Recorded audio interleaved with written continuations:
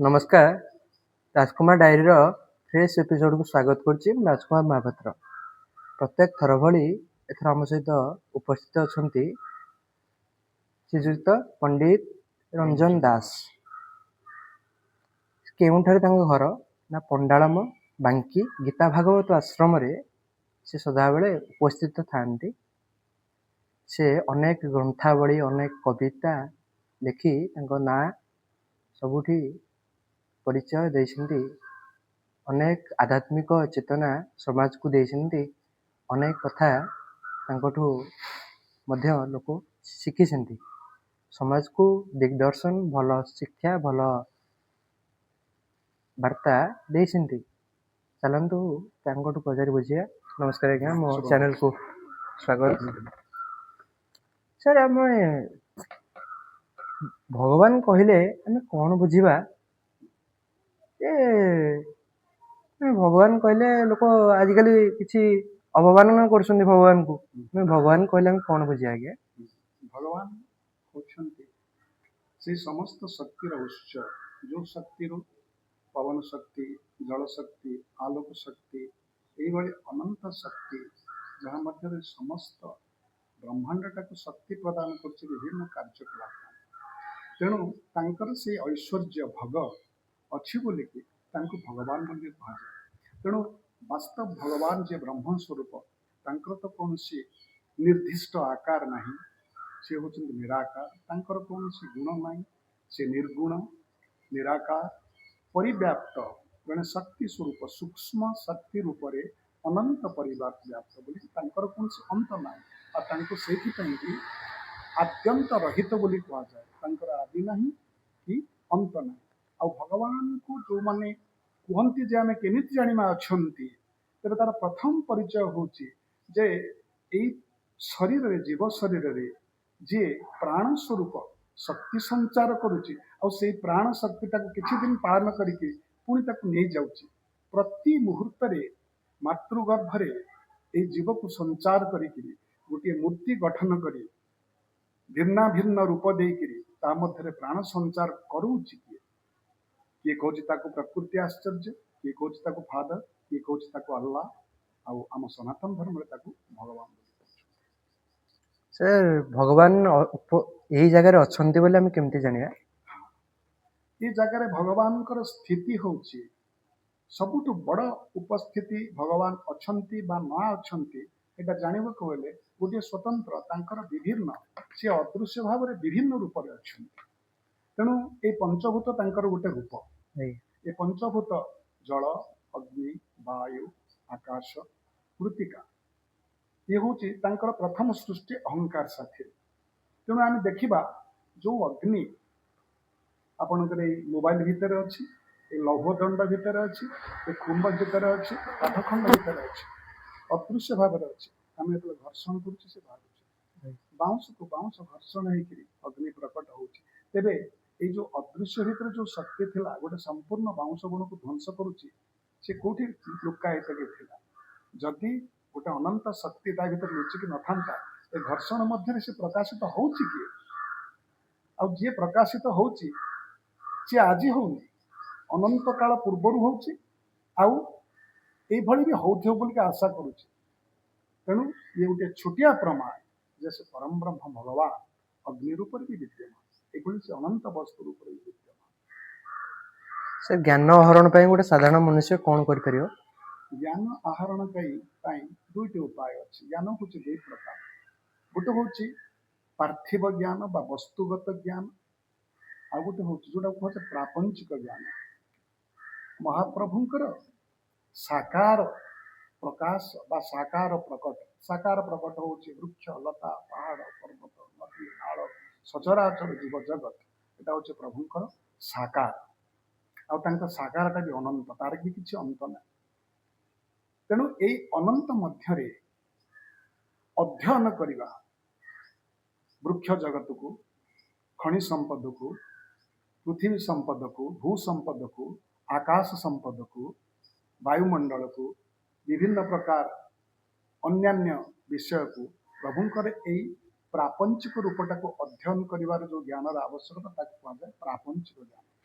ଆଉ ଗୋଟେ ହଉଛି सूक्ष्म रूपी से भगवान से परमात्मा बा परम ब्रह्म को ଯେତେବେଳେ ତାଙ୍କର ଏଇ ମାୟାରେ ସାକାର ରୂପଟା ସୃଷ୍ଟି କରିକି ତା ମଧ୍ୟକୁ ପ୍ରବେଶ କଲେ ତାହାର ଉପରେ ନା ଜୀବାତ୍ମା ଉପରେ। ତେଣୁ ସେଇ ଯେଉଁ ସୂକ୍ଷ୍ମ ଜୀବାତ୍ମାର ସ୍ଥିତି ଆଉ ସିଏ ଯୋଉଠୁ ଆସିଛି ଯାହାର ଅଂଶ ବିଶେଷ ପାରମାତ୍ମିକ ସ୍ଥିତି ତା ମଧ୍ୟରେ ଅଧ୍ୟୟନ ତା ମଧ୍ୟରେ କି ସମ୍ପର୍କ ଅଛି এটা হচ্ছে আত্মনঃ অধিগতম ইতি আধ্যাত্মিক। তেমন এই জ্ঞানটা হচ্ছে আধ্যাত্মিক জ্ঞান। তেমন দুইটি জ্ঞান, গোটে হচ্ছে প্রাপঞ্চিক জ্ঞান। প্রাপঞ্চিক জ্ঞানটা কଣ କରିବ ନା ମନୁଷ୍ୟକୁ ବିଭିନ୍ନ ପ୍ରକାର ମୋହ ଆକର୍ଷଣ ବିଭିନ୍ନ ପ୍ରକାର ମୋହ କାହିଁକି ପ୍ରଭୁଙ୍କର ମାୟାଟା ହଉଛି ମୋହମୟ ଆକର୍ଷଣମୟ ସବୁଠି ତାଙ୍କର ଗୋଟେ ବିରାଟ ଆକର୍ଷଣ। ବୃକ୍ଷର ସୌନ୍ଦର୍ଯ୍ୟ କହ ପୁଷ୍ପର ସୌନ୍ଦର୍ଯ୍ୟ କହ ପାହାଡ଼ର ସୌନ୍ଦର୍ଯ୍ୟ କହ ନଦୀ ନାଳର ସୌନ୍ଦର୍ଯ୍ୟ କହ ସେଠି ଭଗବାନଙ୍କର ସେଇ ସୌନ୍ଦର୍ଯ୍ୟ ଶକ୍ତିଟା ଅଛି। ତେଣୁ ୟାକୁ କୁହାଯାଏ ଲୋକ ପଦ୍ମ ହିରଣ୍ୟ ଗର୍ଭ ସ୍ୱର୍ଣ୍ଣ ଗର୍ଭ ବୋଲିକି କୁହାଯାଏ। ଏତିକି ସୁନ୍ଦର ଏଇ ବିଶ୍ୱଟା ଏଇ ଲୋକଟା। ତେଣୁ ତା ବିଷୟରେ ଯୋଉ ଅଧ୍ୟୟନ এটা হচ্ছে প্রাপঞ্চিক অধ্যয়ন বা প্রাপঞ্চিক জ্ঞান বা বাস্তব জ্ঞান কিংবা পার্থিব জ্ঞান। এটা হচ্ছে আধ্যাত্মিক জ্ঞান বা ভগবত জ্ঞান কিংবা আমি কবে ভাগবত ଶ୍ରୀମଦ୍ ଭାଗବତମ୍ ସେଇ ବିଷୟରେ ବର୍ଣ୍ଣନା କରିଛି ଯୋଉଟା ବେଦ ଉପନିଷଦର ସାର ସଂଗ୍ରହ। ସେ ଜ୍ଞାନ ଆହରଣ ପାଇଁ ଆପଣ କଣ କରନ୍ତି? ଜ୍ଞାନ ଆହରଣ ପାଇଁ ମୁଁ ବହୁତ ଦିନରୁ ପ୍ରଥମ ଯେତେବେଳେ ମୁଁ ଚାହିଁଲି ପ୍ରାପଞ୍ଚିକ ଜ୍ଞାନ ତ ମୁଁ ବହୁତ ପାଇଛି। କାହିଁକି ନା ମୁଁ ଯେତେବେଳେ ମୋର ଉଚ୍ଚ ଇଂରାଜୀ ଶିକ୍ଷା କରୁଥିଲି ବରେନ୍ଦ୍ର କୃଷ୍ଣ ବିଦ୍ୟାପୀଠ ବାଙ୍କିରେ ଆଉ ସେତେବେଳେ ପ୍ରାପଞ୍ଚିକ ଜ୍ଞାନର ବହୁ ପ୍ରକାର ଜ୍ଞାନ ଆହରଣ କରିବା ପରେ ତାପରେ ମୁଁ ଇଣ୍ଟରମିଡ଼ିଏଟ୍ ଇନ୍ ସାଇନ୍ସ ବିଜ୍ଞାନର ଛାତ୍ର ହେଲି ଯେତେବେଳେ ଆମର ଆଇଏସ୍ସି ଥିଲା। ତାପରେ ମୁଁ ଇକୋନୋମିକ୍ସ ଅନର୍ସ ମ୍ୟାଥମେଟିକ୍ସ ପାର୍ଟସ ନେଇକି ବିଏ ପଢ଼ିଲି। ବିଏ ପରେ ମୁଁ ଇକୋନୋମିକ୍ସ ଅର୍ଥନୀତିରେ ଅର୍ଥଶାସ୍ତ୍ରରେ ଏମ୍ଏ କଲି। ଏମ୍ଏ କରିବା ପରେ ଏମ୍ଫିଲ୍ କଲି। ତାପରେ ମୁଁ ଆମ ପାଖରେ ଯେଉଁ କଣ୍ଟାବାଡ଼ ମହାବିଦ୍ୟାଳୟ ମୁଁ ଏଠି ଇକୋନୋମିକ୍ସ ଲେକ୍ଚର ହେଇକି ଜଏନ୍ କଲି। 3 ବର୍ଷ କାଳ ଏଇ ଅର୍ଥନୀତି ଅର୍ଥଶାସ୍ତ୍ରରେ ଅଧ୍ୟାପନା କରେଇବା ପରେ ତାପରେ ମୋତେ ପୁଣି ଜାଣିବାକୁ ଚାହିଁଲା ଯେ ଏଇ ଅର୍ଥନୀତି ଭିତରେ ଆଉ କ'ଣ ଏଇ ପ୍ରପଞ୍ଚରେ ପ୍ରଭୁଙ୍କର ଅଛି। ଯେତେବେଳେ ସୁଯୋଗ ଆସିଲା ବ୍ୟାଙ୍କିଂ ମୁଁ ଛାଡ଼ିକିରି ମୁଁ ବୈଶ୍ୟ ବ୍ୟାଙ୍କ କଲିକତା ଜଏନ୍ କଲି। ତାପରେ ଗୋଟେ ଫରେନ୍ ବ୍ୟାଙ୍କ ଜଏନ୍ କଲି। ତାପରେ ଆକ୍ସିସ୍ ବ୍ୟାଙ୍କକୁ ପୁଣି ଆସିଲି। ତେଣୁ ଏହା ମଧ୍ୟରେ ଯେତିକି ପ୍ରାପଞ୍ଚିକ ଜ୍ଞାନର ବିଜ୍ଞାନଠୁ ଆରମ୍ଭ କରି ଭୂଗୋଳଠୁ ଆରମ୍ଭ କରି ସାହିତ୍ୟ ଇତିହାସ ବ୍ୟାଙ୍କ ବାଣିଜ୍ୟ ବେପାର commerce economic affairs external trade money matters banking money finance ଏଇଗୁଡ଼ାକ ବସ୍ତୁଗତ ଜ୍ଞାନ ଆହରଣ କଲା ପରେ ଧୀରେ ଧୀରେ ମୁଁ ଜାଣିଲି ଏଗୁଡ଼ା କାହାଠୁ ବାହାରିଛି ଏ ଅନନ୍ତ ପ୍ରପଞ୍ଚ କାହାଠୁ ବାହାରିଛି। ତାରି ଭିତରେ ଜାଣିଲି ଜଣେ ଜଣେ କିଏ ନିଶ୍ଚିତ ସର୍ବଜ୍ଞାନମାନ ଅଛି ୟାଠୁ ଉର୍ଦ୍ଧ୍ୱରେ। ସେଗୁଡ଼ା ଜାଣିବା ପାଇଁ ପ୍ରଥମ କରି ମୁଁ ଭଗବତ ଗୀତା ଆଗରୁ ଅଧ୍ୟୟନ କରୁଥିଲି। ପିଲାବେଳେ ପ୍ରତିଦିନ ଗୋଟିଏ ଗୋଟିଏ ଶ୍ଲୋକ ଜଗନ୍ନାଥ ଅଷ୍ଟକ ଗାଏ କିଛି ଶ୍ଲୋକ ଗାଏ। ସେଇଠି ମୋ ମଧ୍ୟରେ କିଏ ଜଣେ ପ୍ରେରଣା ଦେଲା ଯୋଉଟା ଇଂଲିଶରେ କହନ୍ତି ଇଣ୍ଡ୍ୟୁସମେଣ୍ଟ। ସେଇ ପ୍ରେରଣା ଜଣେ ଦେଲା ଯେ ତୁ ଭଗବତ ଗୀତାଟା ପାଠ କରିକିରି ଆଜି ପର୍ଯ୍ୟନ୍ତ ଓଡ଼ିଶାରେ ଭଗବତ ଗୀତାକୁ ଅନ୍ୱୟ ସହିତ ଶବ୍ଦ ବ୍ୟୁତ୍ପତ୍ତି ସହିତ ଓଡ଼ିଆରେ ନବାକ୍ଷରୀ ବୃତ୍ତିରେ କାବ୍ୟ ରୂପାନ୍ତର କେହି କରିନାହାନ୍ତି। ତେଣୁ ଏ ପ୍ରୟାସଟା କରେ ଯେ ଶ୍ଲୋକକୁ ଅନ୍ୱୟ ସହିତ ଅର୍ଥ ତାର ଗୋଟେ ଗଦ୍ୟାନୁବାଦ ସହିତ କାବ୍ୟ ରୂପାନ୍ତର ସେଇଟା ହେଉଛି ଭାଗବତ ବୃତ୍ତି ବା ନବାକ୍ଷରୀରେ। ତେଣୁ ସେତେବେଳେ ମୁଁ ପ୍ରଥମେ କହିଲି କେମିତି ଲେଖିବି ସଂସ୍କୃତ ତ ମୋର ଏଥିପାଇଁ ବହୁ ସଂସ୍କୃତରେ ପାଣ୍ଡିତ୍ୟ ଦରକାର ଆଉ ମୋର ସଂସ୍କୃତ ଯେତିକି ଥିଲା ଉଚ୍ଚ ଇଂରାଜୀ ଶିକ୍ଷାରେ କମ୍ପଲସରି ସବଜେକ୍ଟ ଅପସନାଲ ତ ମୋର ମ୍ୟାଥମେଟିକ୍ସ ଥିଲା। ତଥାପି ମୁଁ ଯେତେବେଳେ ପଢ଼ିଲି ମନ ମଧ୍ୟରେ କିଏ ଗୋଟେ ପ୍ରେରଣା ଦେଇକି କହିଲା ଭଳିଆ ବୁଝେଇଦେଲା। ତେଣୁ ପ୍ରଥମ କରି ମୁଁ ଲେଖିଲି ଭଗବତ ଗୀତାକୁ ଶ୍ରୀମଦ୍ ଗୀତା ଭାଗବତ ନାଁରେ ପ୍ରଥମ ବହି ଲେଖିବାକୁ ଚେଷ୍ଟା କଲି। ଆଉ ସେଇ ଗୀତା ଅଧ୍ୟୟନ ଗୀତା ରଚନା ଗୀତାର କାବ୍ୟାନୁବାଦ ଅନ୍ୱୟ କରିବା ଭିତରେ ଆଧ୍ୟାତ୍ମିକ ଚେତନାଟା ମନ ଭିତରେ ଜାଗ୍ରତ ହେଲା। ତେଣୁ ଯେତେବେଳେ ଜାଗ୍ରତ ହେଲା ମୁଁ ସେତେବେଳେ ଆଧ୍ୟାତ୍ମ ଜ୍ଞାନର ପ୍ରାରମ୍ଭିକ ପରିଚୟ ପାଇଲି ଯେତେବେଳେ ମୋର ପ୍ରଥମ ବହି ବାହାରିଲା ଶ୍ରୀମଦ୍ ଗୀତା ଭାଗବତ 2009 ମସିହାରେ। मुझे बैंक सर्विस करूँ आ निजक धन्य मन कली जे गोटे एत बड़ बैंक सका राति 9टा पर्यंत एनगेज रही जदि प्रभु मो माध्यम मत माध्यम कर मो मध्य से आध्यात्मिक ज्ञान को भर्ती कर एक महान किताब अद्वितीय जोटा ओडिशा रे के सृष्टि करि पारि नथिले प्रकाशित है तेबे निश्चित रूपे ये आध्यात्मिक ज्ञान में मु आग को धीरे धीरे बढ़ी तेणु से प्रेरणा थे मो नना पंडित दासरथ दास से कहले बर्तमान भागवतम से भागवतम प्रथम स्कंध द्वितीय स्कंध लिखिक देहत्याग कले तेणु भागवत अपूर्ण रहीगला आ द्वितीय कथा है से भागवत को अन्वय कर श्लोकटा को किए बुझीपारे सी खाली नवाक्षर लिखिले तेणु तापर मत कहीगले जदि पारिबु भागवत को अन्वय टीका करी काव्य रूपांतर करे जमी भगवत गीता कर धीरे धीरे आध्यात्मिक ज्ञान आग को आसला मु भागवत का गीता सीना 700 श्लोक भागवत हूँ 18,000 श्लोक तेणु 18,000 श्लोक मोर जिते प्रथम दशम स्कंध लिखिली मुझे 2010 मसीहार आरंभ कली 2019 मसीहा 9 वर्ष लगिगला दशम स्कंधर 5,000 श्लोक मो जीवन काल भर लिखिपारे तेणु आ 7 वर्ष चाकरी थी मुझे देखिली जे प्रापंचिक ज्ञान तो आध्यात्मिक ज्ञान बहुत ऊर्धा तेणु ये सबू रोजगार टंका पैसा एगुड़ा सब जलांजलि दे जहाँ मोर इटर्मिनाल बेनिफिट्स मिलता सेगुड़ा सब ठाकुर लगे निज भिटामाटी गाँव में मंदिर तैयारी करी भागवत गीता भागवत आश्रम कली से समस्त पैसा ये विनियोग कर भागवत लिखा आरंभ तेणु ये हूँ आध्यात्मिक ज्ञान भितर प्रवेश मोर परिचय सनातन धर्मर मूल मंत्र कौन आज्ञा हाँ सनातन धर्मर यदि प्रथम कह जाए से गायत्री वेदमात्रा गायत्री जो 24 अक्षर ओम भूर्भुवः स्वः हूँ संबोधन जो 24 अक्षर तत्सवितुर्वरेण्यं भर्गो देवस्य धीमहि धियो यो नः प्रचोदयात् ये 24 अक्षर विशिष्ट ओंकार शब्द आरंभ करी तेणु वेदर प्रथम सृष्टि हूँ ओम अ उ म समाहार तेणु आम सनातन धर्म वेद सृष्टि होता है तेणु ओंकार ध्वनि सृष्टि प्रभुंकर विश्वास जो ओंकार सृष्टि से ओंकार ध्वनि वेद आउ वेद शब्द ब्रह्म वेद ब्रह्म विश्व ब्रह्म सनातन धर्म मंत्र हूँ ओम जदि आत्मा है परस्पर भितर एते भेदभाव कहीं कारण हूँ महाप्रभु जिते संपूर्ण प्रलय पर सृष्टिता को पुनर्गठन कले नाभिकमल लोकपद्म बाहर लोकपद्म उपर से ब्रह्मा नाम अवस्थित है सष्टा सृष्टिकर्ता हिसाब से से प्रथम सृष्टि कले अहंकार ये अहंकार गोटे एभली जिनिस अहम करोति इति अहंकार मु सबु समय एभली प्राणी जब भीतर जो प्रभु पशिले सी अहंकार आउ 3टा गुण को आनिक पशिले आउ अहम शब्दर एभली प्रभाव सबु बेले जेकोसी व्यक्तिगत व्यक्ति प्राणी सबु बेले चाहे निजर उन्नति निजर बड़ीमा निजर आत्मसम्मान निजर परिवार तेणु अहंग्र प्रतिटी कथा हूँ निज कैन्द्रिक स्वकैन्द्रिक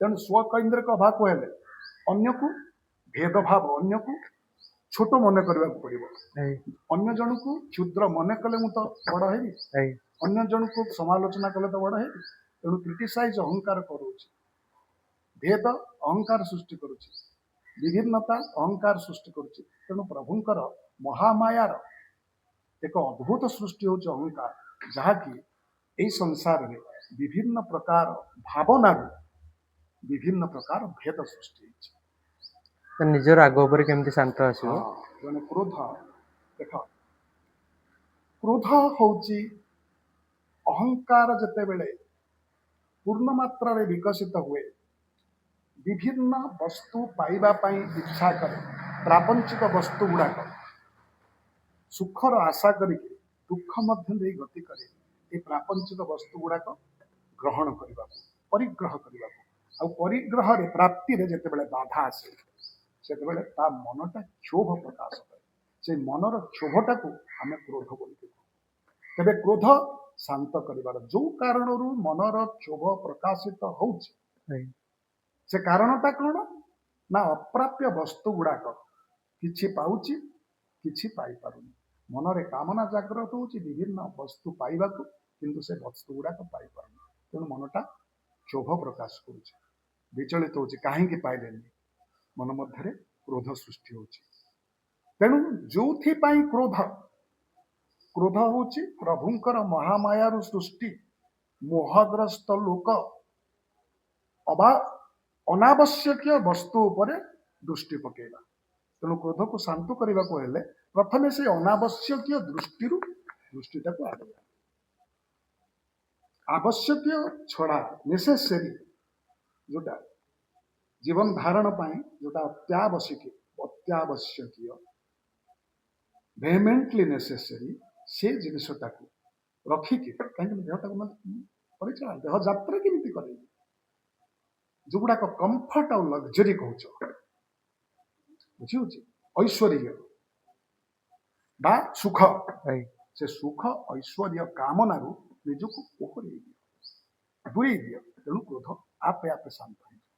ଏ ମନ ଭାବୁଥାଏ ଯାହା କାଳ ପ୍ରକୃତ ହୁଏ ତାହା, ତାର ଅର୍ଥ ଆଜ୍ଞା ଆମେ କଣ ବୁଝିବା? ତାର ଅର୍ଥ ହଉଛି କ'ଣ, ବେଳେ ବେଳେ ଏକାନ୍ତ ଭାବରେ ମନୁଷ୍ୟ କୌଣସି ଏକ ବିଶିଷ୍ଟ କାମନା କରେ। କାମନା ତ ସମସ୍ତେ କରନ୍ତି, ଇଚ୍ଛା ତ ସମସ୍ତେ କରନ୍ତି, ଆଶା ସମସ୍ତଙ୍କର ଅଛି, କିନ୍ତୁ ଏ ଅନନ୍ତ ଆଶା ବିଷୟରେ ଗୋଟେ ଗୋଟେ ପ୍ରଧାନ ଆଶା ଅଛି, ମୁଖ୍ୟ ଆଶା, ଯୋଉଟାକୁ କହନ୍ତି ଅଭୀଷ୍ଟ ଦେବ, ଅଭୀଷ୍ଟ ବନ୍ଧୁ, ଅଭୀଷ୍ଟ ଖାଦ୍ୟ, ଅଭୀଷ୍ଟ ଗାଡ଼ି। ତା ମାନେ ମୁଁ ସବୁ ଗାଡ଼ି ଭିତରେ କୋଉ ଗାଡ଼ିଟାକୁ ଅଧିକା ଚାହୁଁଛି, ସବୁ ଲୋକଙ୍କ ଭିତରେ ମୋର ଅତି ପ୍ରିୟ କିଏ, ସବୁ ଦେବତାଙ୍କ ଭିତରେ ମୋର ଇଷ୍ଟ ଦେବ କିଏ, ଅତି ପ୍ରିୟ କିଏ। ତେଣୁ ଏଇ ଅଭୀଷ୍ଟ କାମନାଟା ହେଉଛି ସବୁ ଇଚ୍ଛା ମଧ୍ୟରେ ସର୍ବଶ୍ରେଷ୍ଠ ଇଚ୍ଛା। ତେଣୁ ଏଇଟା କେମିତି ଆସେ ନା ଜନ୍ମ କଳା ସହିତ। ପରମ ବ୍ରହ୍ମଙ୍କର ଅନନ୍ତ କଳାରୁ ଗୋଟିଏ କଳା ହଉଛି କାହା ପ୍ରତି ଇଚ୍ଛା ପ୍ରକାଶ କରିବା। ଯେମିତି ବଢ଼େଇର କାଠ କାମ ପାଇଁ, ଚିତ୍ରକାରଙ୍କର ତୁଳି ପାଇଁ, ଗାୟକର ଗୀତ ପାଇଁ, ବାଦ୍ୟକାରଙ୍କର ବାଦ୍ୟ ବଜେଇବା ପାଇଁ, ଏ ବିଭିନ୍ନ ପ୍ରକାର କଳା ସବୁ ଅଛି। ତେଣୁ ସେଇଥି ମଧ୍ୟରୁ ମୁଁ ଗୋଟିଏ ଆଶା କରୁଛି ମୁଁ ଏଇଥିରେ ଉପରକୁ ଉଠିବି। ତେଣୁ ଏଇ ଚିନ୍ତା କରୁ କରୁ ସେଇ ଚିନ୍ତା ମଧ୍ୟରେ ଥାଇ ମୁଁ ମୋ ମନ ମଧ୍ୟରେ ସାଧନ କରେ। ସାଧନ ଦୁଇ ପ୍ରକାର, ଗୋଟେ ହଉଛି ମାନସିକ ସାଧନ, ଆଉ ଗୋଟେ ହଉଛି ଶାରୀରିକ ସାଧନ। ଶାରୀରିକ ସାଧନରେ ବାସ୍ତବ ପ୍ରାପ୍ତି ହୁଏ ସ୍ଥୂଳଟା, ମାନସିକ ସାଧନରେ ସୂକ୍ଷ୍ମ ଉପାୟ ପ୍ରାପ୍ତି ହୁଏ। ତେଣୁ ମୁଁ ଯେତେବେଳେ ମନ ମଧ୍ୟରେ ଗୋଟେ ଜିନିଷକୁ କାମନା କରି କରି ବାରମ୍ବାର ମନ ମଧ୍ୟରେ ଚିନ୍ତା କରୁଛି, ମୋ ମାନସିକ ସାଧନ ଉଦ୍ୟମ ବଳରେ ସେଇ ଜିନିଷଟା ମନ ମଧ୍ୟକୁ ଆସିଯାଏ। ମନ ମଧ୍ୟକୁ ଆସିଲା ପରେ ମୁଁ ତାରି ଉପରେ ସାଧନ କରେ, ଶାରୀରିକ ସାଧନ। ତେଣୁ ସେଇଟା ବି ଆପେ ଆପେ ମିଳିଯାଏ। ତେଣୁ ମୁଁ ଯୋଉ କଥାଟା ଭାବିଥାଏ କାଳାନୁକ୍ରମେ ସମୟ ଅତିବାହିତ ସଙ୍ଗେ ସଙ୍ଗେ ସେ ଜିନିଷଟା ମତେ ପ୍ରଭୁ ସେରେ ଯଦି ଆତ୍ମା ଏକ, ବିଚାର ଆଉ ଚାଲିଚଳନ ସବୁ ଅଲଗା ଅଲଗା କାହିଁକି? ସମସ୍ତଙ୍କ ଭିତରେ ଆତ୍ମା ପ୍ରଭୁଙ୍କର ଗୋଟିଏ, ଯାହାର ପ୍ରକୃତରେ ଗୁଣ ନାହିଁ, ଯିଏ ହଉଛି ନିର୍ମଳ, ସ୍ୱଚ୍ଛ, ଚିନ୍ମୟ, ଆନନ୍ଦମୟ। ତିନିଟା ହଉଛି ପ୍ରଭୁଙ୍କର ରୂପ। ଭାଗବତ ମହାତ୍ମ୍ୟର ପ୍ରଥମ ଅଧ୍ୟାୟରେ ସଚ୍ଚିଦାନନ୍ଦ ରୂପାୟ ବିଶ୍ୱୋତ୍ପତ୍ତ୍ୟାଦି ହେତବେ ତାପତ୍ରୟ ବିନାଶାୟ ଶ୍ରୀକୃଷ୍ଣାୟ ବୟମ୍ ନମଃ। ତେଣୁ ସିଏ ହଉଛନ୍ତି ସତ୍ ଚିତ୍ ଆନନ୍ଦମୟ। ତେଣୁ ଆତ୍ମାଟା ହଉଛି ତିନିଟା ରୂପ ପ୍ରକାଶ, ତା ମଧ୍ୟରେ କୌଣସି ମଇଳା ପ୍ରକୃତରେ ନାହିଁ। ତେବେ ମଇଳାଟା ଏଇ ଆତ୍ମା ମଇଳା ଆସୁଛି କୁଆଡୁ ନା ପ୍ରଭୁ ନିଜକୁ ନିର୍ଗୁଣ ନିର୍ମଳ ଚିନ୍ମୟ ଆତ୍ମା ଚାରିପଟେ ଗୁଣ ଆଉ ଅହଙ୍କାରର ପରଦାଟାକୁ ଢାଙ୍କି ଦେଇଛନ୍ତି। ତେଣୁ ଏଇ ଗୁଣ ଅହଙ୍କାରର ପରଦା ଆତ୍ମାକୁ ମଳିନ କରିଦଉଛି, ଆତ୍ମାର ଚିନ୍ମୟ ପ୍ରକାଶ ଭାବଟାକୁ ଲୁଚେଇ ଦଉଛି। ଏଇଟା ବି ପ୍ରଭୁଙ୍କର ମାୟାର ସୃଷ୍ଟି। ତ୍ରିଗୁଣ ଅହଙ୍କାର ହଉଛି ପ୍ରଭୁଙ୍କର ମାୟାର ସୃଷ୍ଟି। ତ୍ରିଗୁଣ ଅହଙ୍କାରର ଆଚ୍ଛାଦନ ଭିତରେ ଏ ଆତ୍ମା ବିଭିନ୍ନ ଗୁଣାକର୍ଷଣର ରୂପ ରହୁଛି। ପଞ୍ଚମାତ୍ରା ପ୍ରତି ଆକର୍ଷିତ ହେଇକି ବିଭିନ୍ନ ଗୁଣ ବିଭିନ୍ନ ଭାବନା ଜନ୍ମେଇକିରି ସେ କହୁଛି ଏ ଭାବନାଟା ଶ୍ରେଷ୍ଠ, ଆଉ ଜଣେ କହୁଛି ଏ ଭାବନା ଶ୍ରେଷ୍ଠ। ଆଉ ସେଇ ଆତ୍ମା ସାପ ବେଙ୍ଗ ଭିତରେ ଯେତେବେଳେ ସେଇ ଭାବନା ଶକ୍ତି ନାହିଁ, ଚିନ୍ତନ ଶକ୍ତି ନାହିଁ, ତେବେ ସେ ନିକୃଷ୍ଟ ହେଇକି ଅଛି। କାହିଁକି? ତା ମଧ୍ୟରେ ସେଇ ସୂକ୍ଷ୍ମ ଶକ୍ତିର ବିକାଶ, ସେଇ ଚେତନାର ପରିମାତ୍ରା ପ୍ରଭୁ ଅଧିକା ଦେଇନାହାନ୍ତି। କିନ୍ତୁ ଏ ମନୁଷ୍ୟ ଶରୀର ମଧ୍ୟରେ ଚିତ୍ ଶକ୍ତି ପ୍ରଜ୍ୱଳିତ କରେଇକିରି ଭାବନା ଶକ୍ତି ଦେଇଥିବାରୁ ବିଭିନ୍ନ ଆତ୍ମା ବିଭିନ୍ନ ଗୁଣାତ୍ମକ ଭାବନା ମଧ୍ୟରେ ବଦ୍ଧ ହେଇକିରି ବିଭିନ୍ନ ପ୍ରକାର ଚିନ୍ତାଧାରାରେ ଭେଦଭାବ ସୃଷ୍ଟି କରୁଛି। ସେ କହୁଛି ମୋ ଚିନ୍ତା ବଡ଼, ସେ କହୁଛି ତା ଚିନ୍ତା ବଡ଼, ନଚେତ୍ ଆତ୍ମା ଏକ ଆଉ ଅଦ୍ୱୈତ। ସାଧାରଣ ମନୁଷ୍ୟମାନଙ୍କ ପାଇଁ ଆପଣ ସାଧାରଣ ମନୁଷ୍ୟମାନଙ୍କ ପାଇଁ ଆଧ୍ୟାତ୍ମିକ ଚିନ୍ତନା ଜରୁରୀ ଅଟେ ବୋଲି ଆପଣ କାହିଁ ଭାବୁଛନ୍ତି? ହଁ, କାହିଁକି ନା ଦେଖ, ପ୍ରଭୁଙ୍କର ଯୁଗାନୁକ୍ରମେ ସତ୍ୟ ତ୍ରେତା ଦ୍ୱାପର କଳି ଏ ମଧ୍ୟରେ ଧର୍ମ ଯୋଉ ଚତୁଃପାଦ ବିଶିଷ୍ଟ ଧର୍ମ, ଚାରୋଟି ପାଦ, ଧର୍ମର ଚାରୋଟି ପାଦରୁ ଗୋଟିଏ ଗୋଟିଏ ଗୋଟିଏ ଗୋଟିଏ ପାଦ କଟି ଆସୁଛି। ଆଉ କଳି ଗୋଟିଏ ଯୁଗ, ଧୀରେ ଧୀରେ ସେ ପାଦକୁ ଛେଦନ କରି ଚାଲିଛି। ଯୋଉ ଗୋଟିଏ ପାଦ ବଞ୍ଚିଛି, ସଦ୍ଧର୍ମଟାକୁ ନଷ୍ଟ କରିକି ଧୀରେ ଧୀରେ ଛେଦନ କରି ପକଉଛି। ତେଣୁ ଆଧ୍ୟାତ୍ମିକ ପ୍ରସାର, ଆଧ୍ୟାତ୍ମିକ ଚେତନା ହେଉଛି ଏକମାତ୍ର ଉପାୟ, ଯିଏକି ମନୁଷ୍ୟକୁ ପ୍ରାପଞ୍ଚିକ ମୋହଗ୍ରସ୍ତ ନ କରେଇକି, କାହିଁକି ନା ପ୍ରାପଞ୍ଚିକ ମୋହଗ୍ରସ୍ତ ହେଲେ ସିନା ପାଇବାକୁ ଜଣେ ପାପ କରିବ, ଜୀବ ହତ୍ୟା କରିବ, ଅନ୍ୟକୁ ମାରିବ। ଏଠି ଏପଷ୍ଟିନ୍ ଫାଇଲ୍ ଖୋଲିଲା। କେତେ ବଡ଼ ବଡ଼ ଲୋକ ପ୍ରପଞ୍ଚ ଐଶ୍ୱର୍ଯ୍ୟରେ ଥାଇକିରି ଛୋଟ ଛୋଟ ପିଲାମାନଙ୍କୁ ନେଇକିରି ହତ୍ୟା କରିକି ତାଙ୍କ ମାଂସ ଖାଉଥିଲେ। ଆଜି ଜଣାପଡ଼ୁଛି, ଲକ୍ଷ ଲକ୍ଷ ଫଟୋରେ ଜଣାପଡ଼ୁଛି ଯେ ଟିକି ଟିକି ଛୋଟ ଛୋଟ ନିରୀହ ଝିଅ ପୁଅମାନଙ୍କୁ ନେଇ ତାଙ୍କ ସାଥିରେ ଖରାପ ବ୍ୟବହାର କରି, ତାଙ୍କୁ ବିଭିନ୍ନ ପ୍ରକାର କଷ୍ଟ ଦେଇ, ଅତି କଷ୍ଟ ଦେଇକିରି ସେଥିରୁ ଆନନ୍ଦ ପାଇ ସେମାନଙ୍କୁ ମାରିକି ଖାଉଛନ୍ତି। ତେଣୁ ସେମାନଙ୍କ ମନ ମଧ୍ୟରେ ସଂସ୍କାର ଆଣିଦେବା ପାଇଁ ବୈଦିକ ଶିକ୍ଷା, ସନାତନ ଧର୍ମର ଶିକ୍ଷା, ଆଧ୍ୟାତ୍ମିକ ଚେତନାର ଜାଗରଣ ହେଉଛି ଏକମାତ୍ର ଉପାୟ। ଜଣେ ଭଗବତ ଧର୍ମୀ ହେଲେ ତାଙ୍କରି ସୃଷ୍ଟି ପ୍ରାପଞ୍ଚିକ ମୋହରୁ ଦୂରେଇ ଦେବ ଆଉ ନିଜକୁ ସରଳ ସୁନ୍ଦର କରି ପର ପ୍ରତି ଯୋଉ ଆମର ଷଡ଼ ଉର୍ମି ଯାହା କହନ୍ତି, ସାତଟା ଢେଉ, କାମ, କ୍ରୋଧ, ମଦ, ମତ୍ସର, ଏଇ ଯୋଉଗୁଡ଼ାକ ଧୀରେ ଧୀରେ ଧୀରେ ଧୀରେ ତା ଦେହରୁ ସେ ବିଲୁପ୍ତ ହେଇଯିବ। ଆଧ୍ୟାତ୍ମିକ ଚେତନା ଏଗୁଡ଼ାକୁ ଦୂରେଇ ଦେଲେ ମନୁଷ୍ୟ ଜଣେ ଉତ୍ତମ ଚରିତ୍ରବାନ ହେଇପାରିବ। ଆଧ୍ୟାତ୍ମିକ ପଥରେ କାହିଁ ଆପଣ ଆସିଲେ? ଆପଣ ତ ଚାକିରି କରିଥିଲେ, ଆଧ୍ୟାତ୍ମିକ ପଥରେ କାହିଁ? ଏଇ କଥା ତ କହିଲି ପରା। ମୁଁ ଯେତେବେଳେ ଜାଣିଲି ଭଗବତ ଗୀତାରୁ ଯୋଉ ଆନନ୍ଦଟା ପାଉଥିଲି, ମୁଁ ପ୍ରଚୁର ପଇସା ପାଇକି ସେ ଆନନ୍ଦଟା ପାଇପାରୁନି। ଯେତିକି ଆନନ୍ଦ ପଇସା ପାଇକିରି ବିଭିନ୍ନ ଗାଡ଼ି ଘୋଡ଼ା, ସୁଟ୍ ପ୍ୟାଣ୍ଟ ଏଗୁଡ଼ାକ ପିନ୍ଧିକି ଯେତିକି ଆନନ୍ଦ ପାଉଥିଲି, ଯୋଉଦିନ ମୁଁ ଭଗବତ ଗୀତା ରଚନା କଲି, ସେଦିନ ଯୋଉ ପରମାନନ୍ଦ ମୋ ହୃଦୟରେ ଖେଳିଲା, ମୁଁ ସେଇ ଆନନ୍ଦଠୁ ବୋଳିକି ଆନନ୍ଦଟା ପୂର୍ବରୁ କେବେ ପାଇପାରିନଥିଲି। ପ୍ରାପଞ୍ଚିକ ସାଥିରେ ସଂଶ୍ଳିଷ୍ଟ ହେଇକି ପ୍ରପଞ୍ଚର ସାନ୍ନିଧ୍ୟ ପାଇକିରି ଯୋଉ ଆନନ୍ଦଟା ମୁଁ ପାଇଥିଲି, ନିଷ୍ପ୍ରପଞ୍ଚ ପାରମାତ୍ମିକ ସାନ୍ନିଧ୍ୟରେ ତାଠୁ ବହୁ ଗୁଣ, କୋଟି ଗୁଣିତ ଆନନ୍ଦ ଯେତେବେଳେ ପାଇଲି, ମୁଁ ବାଧ୍ୟ ହେଇକିରି ଏ ଜ୍ଞାନଟା ସେତିକି ଦୋଳି ବାନ୍ଧିକିରି ବସ୍ତୁଗତ ପାର୍ଥିବ ଜ୍ଞାନଟାକୁ ବା ଆଧ୍ୟାତ୍ମିକ ଅନନ୍ତ ଜ୍ଞାନ ଭିତରକୁ ଆସିଲି।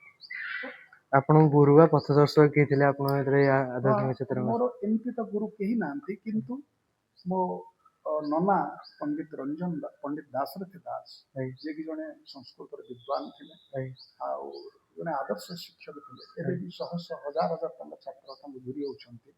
ତାଙ୍କର ଯେତେବେଳେ ବାର୍ଷିକ ଜନ୍ମ ଦିବସ ପାଳନ ହେଉଛି, ବହୁ ତାଙ୍କର ଛାତ୍ର ଏଠି ରୁଣ୍ଡ ହେଉଛନ୍ତି। ସିଏ କହିବାକୁ ଗଲେ ମତେ ଦିଗ୍ଦର୍ଶନ ଦେବାରେ ପ୍ରଥମ ଲୋକ। ବାକି ଗ୍ରନ୍ଥ ଗୁରୁ, ବେଦ ଉପନିଷଦ ପଢୁଛି, ଭାଗବତ ରାତି 12ଟା 1 ଯାଏ ପ୍ରତିଦିନ ପଢୁଛି। ଆଜି ପର୍ଯ୍ୟନ୍ତ କେତୋଟି ଗ୍ରନ୍ଥ ଲେଖିଲେଣି ଆଉ କଣ କଣ କବିତା ଲେଖିଛନ୍ତି? ମୋର ଶ୍ରୀମଦ୍ ଗୀତା ଭାଗବତ ଯୋଉଟା କାବ୍ୟିକ କୃତି, ପରବର୍ତ୍ତୀ 12 ସ୍କନ୍ଧ 12 ଖଣ୍ଡ ଯାକ ଭାଗବତ, ଶ୍ରୀମଦ୍ ଭାଗବତ ଲେଖିଛି 18,000 ଶ୍ଲୋକ। ଅନ୍ୱୟ ସହିତ କାବ୍ୟ ରୂପାନ୍ତର, ଉତ୍କଳର ସଂସ୍କୃତ ସାହିତ୍ୟ ଆକାଶର ଗୋଟେ ଅନବିଦ୍ୟ ସୃଷ୍ଟି, ଆଜି ପର୍ଯ୍ୟନ୍ତ କେହି ଏଇଟା କରିପାରିନଥିଲେ। ଶ୍ରୀମଦ୍ ଭାଗବତମ୍ ଓରିଜିନାଲ ସଂସ୍କୃତ ଶ୍ଲୋକ ଅନ୍ୱୟ ଆଉ କାବ୍ୟ ରୂପାନ୍ତର ଆଜି ପର୍ଯ୍ୟନ୍ତ କୌଣସି ପଣ୍ଡିତ କରିପାରୁନଥିଲେ। ଏଟା ହେଉଛି ମୋର ପ୍ରଥମ ଲେଖା, ପ୍ରଥମ। ତାପରେ ଚାଣକ୍ୟ ନୀତି ଗୀତିକା, ସିଏ ବି ମୁଁ ଅନ୍ୱୟ ସହିତ କାବ୍ୟ ରୂପାନ୍ତର କରିଛି। ତାପରେ ରାସ ରସାୟନ ଭଗବାନଙ୍କର ଶରତ ରାସଟାକୁ ବର୍ଣ୍ଣନା କରିକି ଆଉ ଗୋଟେ ବହି ଲେଖିଛି। କାଳିଦାସଙ୍କର ଶୃଙ୍ଗାର ତିଳକ କରି ଲେଖିଛି। ତାପରେ ବର୍ତ୍ତମାନ ଏକ ଭାଗବତ ମହାତ୍ମା ସରିଯିବ, ଆଉ ମାସକ ଭିତରେ ବୋଧେ ପୁସ୍ତକ ପ୍ରକାଶ ପାଇବ।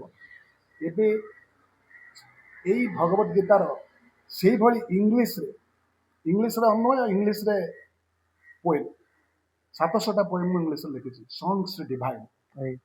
ସେଇଟା ବି ମୁଁ ପ୍ରକାଶ କରିଛି, ଯୋଉଟାକି ବେଶୀ ପ୍ରସାର ହେଉଛି ଇଂଲଣ୍ଡ, ଭାରତରେ ତାର ବେଶୀ ପ୍ରସାର ହେଇପାରୁନି, କାହିଁକିନା ମୋର ତ ଓଡ଼ିଆ ଅଛି ନା, ଓଡ଼ିଶା ଲୋକ ଓଡ଼ିଆ ଭାଷା ବହିଟାକୁ ପଢ଼ୁଛନ୍ତି।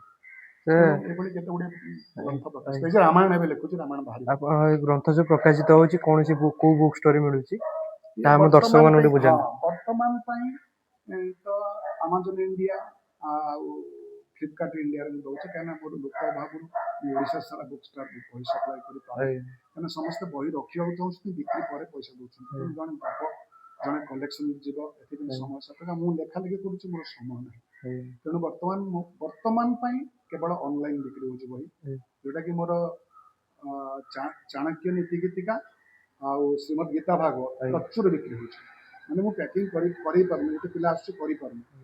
ଆଉ ଏବେ ନନା ଲେଖିଥିଲେ ଗୀତ ଗୋବିନ୍ଦ, ସେଇଟା ବି ପ୍ରଚୁର ବର୍ତ୍ତମାନ ବହି ବିକ୍ରି ଚାଲିଛି। ମୁଁ ତାକୁ ଟିକେ ସଂସ୍କରଣ କରେଇଛି, ସଂଶୋଧନ କରିଦେଇଛି। ଏବେ ତାର ଗୋଟେ ନୂଆ ରୂପ ଦେଇଛି, କିନ୍ତୁ ତାକୁ ଓରିଜିନାଲ ମୂଳ ଲେଖା ହଉଛି ନନାଙ୍କର, ସେଟା ହଉଛି ଗଦ୍ୟ ଅନୁବାଦ, ସେଟା କାବ୍ୟ ରୂପାନ୍ତର ନୁହେଁ। ଗୀତ ଗୋବିନ୍ଦ ସେଇଟା ବେଶୀ ବର୍ତ୍ତମାନ ବିକ୍ରି ଚାଲିଛି। ଆପଣଙ୍କୁ ଯଦି ସମ୍ପୂର୍ଣ୍ଣ ଭିଡ଼ିଓଟି ଭଲ ଲାଗିଥାଏ, ଲାଇକ୍, ସେୟାର ଆଣ୍ଡ ସବସ୍କ୍ରାଇବ୍ କରିବା ଜମାରୁ ଭୁଲିବେନି। ଆପଣଙ୍କ ମତାମତ କମେଣ୍ଟ ବକ୍ସରେ ମାଧ୍ୟମରେ ଜଣାଇବେ। ରହୁଛି, ନମସ୍କାର, ଜୟ ଜଗନ୍ନାଥ। ଶୁଭମ୍ ବସ୍ତୁ, ମଙ୍ଗଳାୟ।